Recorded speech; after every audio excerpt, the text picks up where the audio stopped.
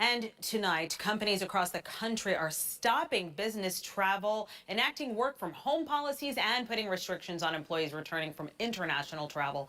WMC Action News 5's Kendall Downing talked with a Memphis employment attorney today about the way that COVID-19 could change the workplace as we know it.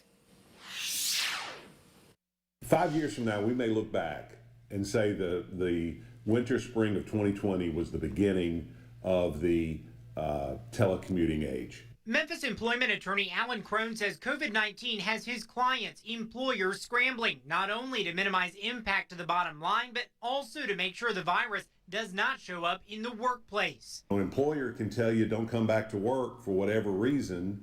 They don't owe you a day's work.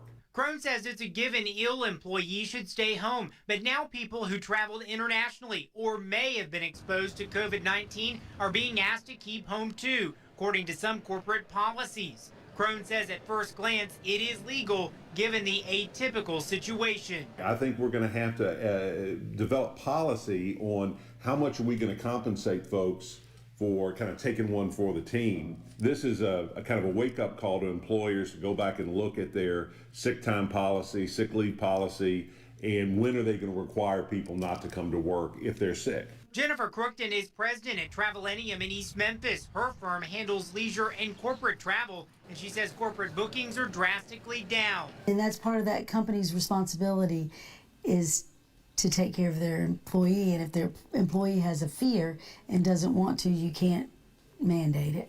Crookton believes travel of all types will pick back up in a few months, but in dealing with the virus, nothing's for certain. In the meantime, she says, travel at your own risk.